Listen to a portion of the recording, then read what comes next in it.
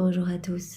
Eh bien, prenons un instant aujourd'hui pour lire et méditer un passage du livre du ciel de Luisa Picaretta. Au nom du Père qui m'a créé, du Fils qui m'a sauvé et du Saint-Esprit qui me sanctifie. Amen. Jésus, je me plonge dans ta divine volonté, je m'unis à toi, je m'identifie à toi, je me consume en toi, je me fusionne en toi, je fonds ma volonté dans la tienne et je te supplie comme tous les jours, Seigneur, de venir t'établir dans mon âme. Fais-y ta demeure, fais de mon âme un tabernacle d'amour et de consolation pour toi. Trouve-y vraiment ton refuge. Façonne-moi à ton image et à ta ressemblance et investis toutes mes actions, chacun de mes pas. Sois présent dans tous mes regards, dans mes paroles, dans mon souffle, dans mes pensées, dans mes battements de cœur. Je te donne tout, Seigneur, tout est pour toi, que tout soit fait pour toi, par toi, et que tout soit fait totalement immergé en toi, dans ta divine volonté. Que tout amène de la gloire, que chacun de nos mouvements conscients et inconscients puisse être pour toi des milliards d'actes d'amour, puisse être des hymnes de louange, d'adoration et de bénédiction pour toi au nom de tous nos frères et sœurs, Seigneur. Maintenant, je te demande de venir nous disposer pour recevoir ce nouvel enseignement. Ouvre nos âmes, prononce ton ephata sur nos intelligences, et déverser ta sagesse à toi pour que vraiment ces mots qui sont les tiens, que tu as bénis, puissent descendre au fin fond de notre cœur, puissent vraiment s'infuser partout, que nous puissions y penser continuellement, que tu vraiment les fasses fleurir et que nos vies portent du fruit pour ta gloire, Seigneur. Merci Seigneur de venir maintenant parler à travers ma bouche, méditer ce passage en moi et vraiment que ce moment soit vraiment béni, devienne divin et éternel puisque fait par toi et qu'il puisse y avoir des effets bienfaisants dans beaucoup d'âmes, qu'il puisse y avoir beaucoup de conversions, de retour à toi, que des pécheurs obstinés se jettent à tes pieds pour t'aimer et s'émerveillent de ton amour. Seigneur, vraiment c'est ce que nous te demandons par cette union avec toi en ce moment. Alors le passage que nous allons méditer est celui du 15 mars 1925. Envoie-moi ton Esprit Saint, Seigneur, que je reste toujours unie à toi dans ta vérité. Pendant que je me fusionnais complètement dans la divine volonté, donc c'est Luisa qui parle, je ressentis intensément l'amertume de la privation de mon doux Jésus. Bien que je sois presque habituée à la souffrance de son absence, c'est toujours une peine nouvelle, chaque fois que je suis privée de lui. Il me semble que chaque fois où je me trouve sans la vie de ma vie, Jésus met en moi un plus haut degré de souffrance, et je ressens plus vivement la douleur de son éloignement. Oh, comme il est vrai, qu'en Jésus, les souffrances et les joies sont toujours nouvelles. Donc Jésus, nous le savons, il l'a déjà dit à Luisa, il autorise ces souffrances dans le cœur de Luisa, cette souffrance que Luisa ressent de ne pas voir Jésus physiquement, il lui partage en fait les souffrances que lui ressent face à nos froideurs, nos indifférences, nos cœurs trop fermés, toutes les fois où il a envie de se donner à nous, de nous donner son amour, de nous donner ses grâces et ses bénédictions et que nous n'en voulons pas, il l'asphyxie dans cet amour qui est bafoué, qui est rejeté. Et donc il partage ce qu'il ressent, cette petite agonie continuelle, ces morts continuelles face à nos méchancetés. Il les partage avec Luisa qui s'est totalement offerte et qui aime Jésus immensément et donc qui est prête à tout partager avec lui, ses joies comme ses peines. Cette fois, pendant que je m'abandonnais dans sa volonté, mon aimable Jésus fit sortir de mon intérieur sa main toute pleine de lumière. Donc il se rappelle quand même toujours à Luisa en sortant de son intérieur, il dit mais regarde Luisa, je suis là, je vis en toi et je suis totalement établie dans ton âme. Donc elle voit une main mais toute remplie de lumière qui sort de son intérieur. Dans cette main, il y avait aussi la mienne, qui était si identifiée à la sienne qu'on pouvait difficilement s'apercevoir qu'au lieu d'une seule main, il y en avait deux. Donc Jésus montre sa main remplie de lumière, mais dans la main de Jésus, il y a celle de Luisa. Et on ne peut même pas voir qu'il y a deux mains, tellement les mains sont identifiées. C'est ce qui nous arrive quand vraiment nous nous fusionnons en Jésus. Notre volonté est dissoute. Elle est vraiment fondue dans la divine volonté. Et Jésus vient s'emparer de notre humanité et vraiment... on ne fait plus qu'un avec Jésus. Enfin, c'est ce que nous espérons atteindre, ce niveau de vie, ce 4e niveau de vie dans la divine volonté. Vraiment, c'est Jésus qui vit totalement en nous. Notre vie devient une continuelle prière, action de gloire. Et vraiment, on devient tout amour, toute lumière. Vraiment, pour le moment, on n'en est qu'au début et à chaque fois, on prend la main de Jésus pour faire nos petits actes en union avec lui. Mais vraiment, il montre à Louisa que vraiment, c'est cette union qui lui fait plaisir. C'est à chaque fois qu'on s'unit à lui que vraiment, il y a de la joie partout dans le ciel, sur la terre et que vraiment, il y a cette lumière irradiante. Rempli de compassion à cause de mon amertume extrême, il me dit « Ma fille, la lumière de ma volonté nous fusionne et forme de nos deux vies une seule.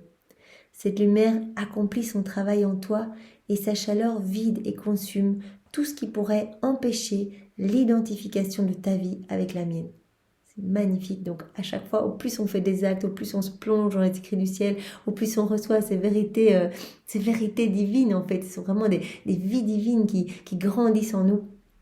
Et puis au plus notre âme devient lumineuse et Jésus vient consumer, vient nettoyer, vient purifier, et bien tout ce qui pourrait nous tenir éloignés de la vie dans la divine volonté. Donc tous nos mauvais penchants, nos mauvaises passions, nos mauvais désirs, nos mauvais comportements, et bien Jésus les pulvérise. Vraiment, il utilise un terme dans un autre passage, je viens gommer vos imperfections pour vous rendre semblables à qui je suis, pour vous faire de vous et bien des images de ce que je suis, des images de la Trinité. Vous imaginez, c'est incroyable.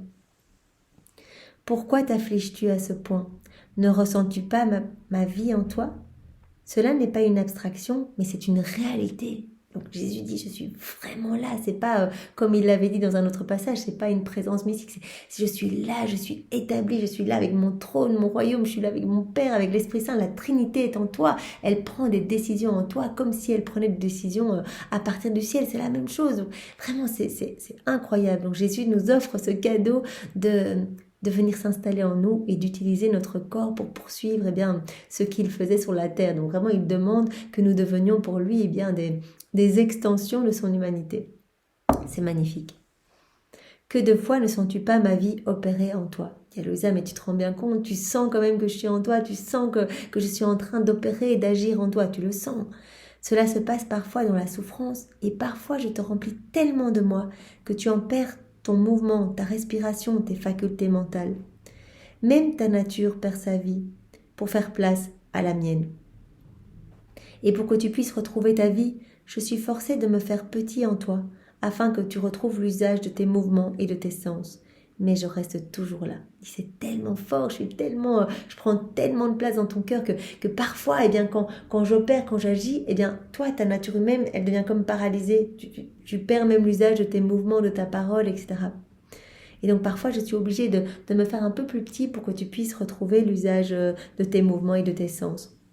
Mais je reste toujours là, Quand on a donné notre oui, le Seigneur opère la purification dans notre âme et il s'installe. Et quand il s'installe, vraiment, il va nous garder, il va être la sentinelle de toutes nos actions, de tous nos mouvements. Il va essayer de nous garder unis à lui dans sa divine volonté. Et donc c'est pour cela que ça va être de plus en plus facile. On va commencer les premiers jours, on va peut-être un peu oublier d'appeler Jésus. Et puis en fait, il va se rappeler à notre souvenance, mais à chaque instant. Le matin, il va s'inviter déjà dans nos actions, dans notre prière préalable.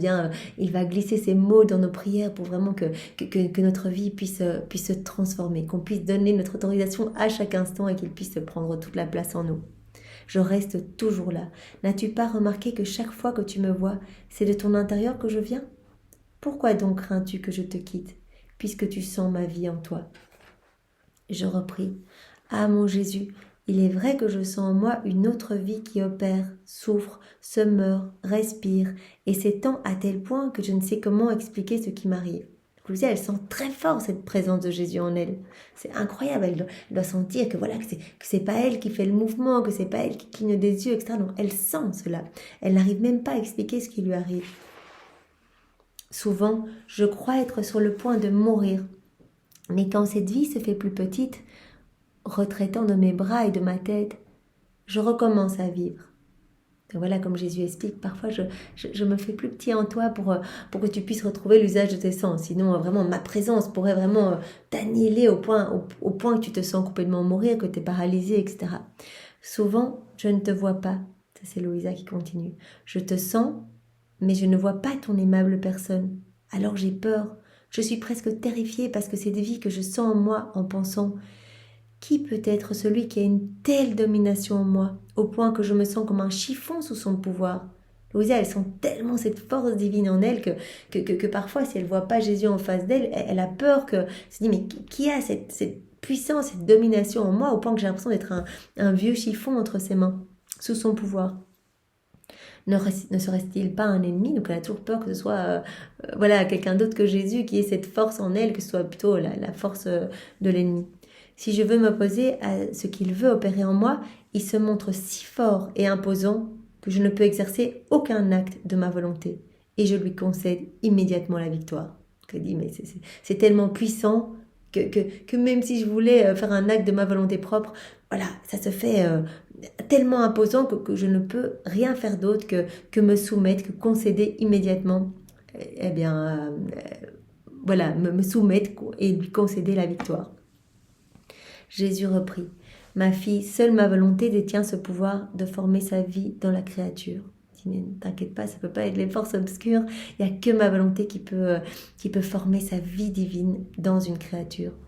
Bien entendu, l'âme doit m'avoir donné maintes et maintes fois des preuves certaines qu'elle veut vivre de ma volonté et non pas de la sienne. Donc ça, c'est important.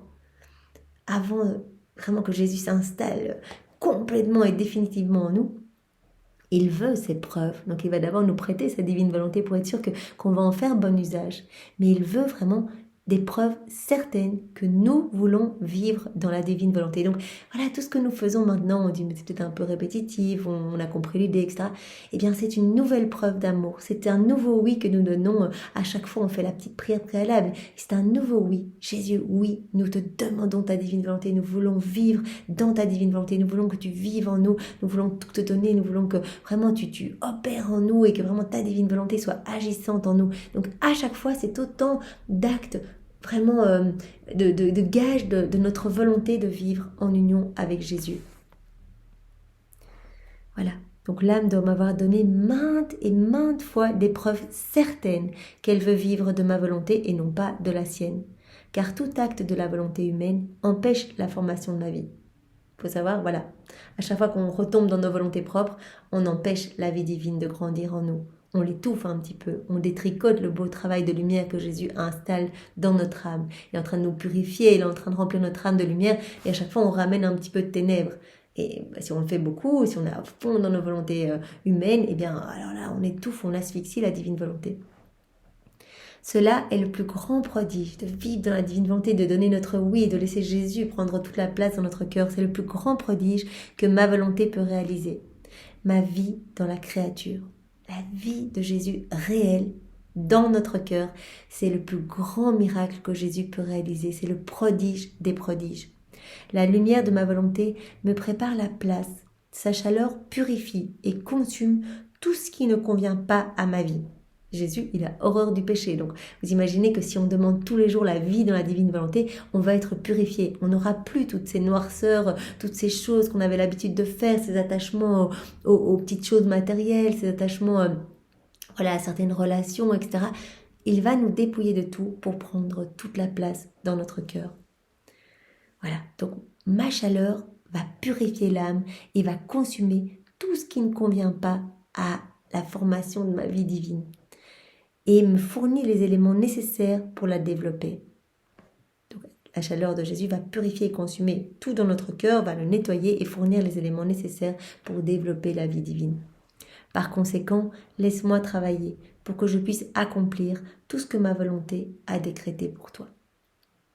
Bien oui Seigneur, nous te donnons le feu vert, tu peux travailler dans notre âme, nous nous offrons à toi, fais de nous ce qui te plaira et vraiment tu peux prendre les commandes de nos existences, de maintenant, même de notre conception, on peut remonter puisque pour Dieu il n'y a pas de limite de temps. Et bien depuis le premier instant de notre conception jusqu'à notre mort, nous te donnons notre oui continuel, nous refaisons toute notre vie jusqu'à aujourd'hui dans ta divine volonté pour que chacun de nos mouvements, chacun de nos regards, chacune de nos paroles puisse être vraiment des actions de louange et de gloire pour toi.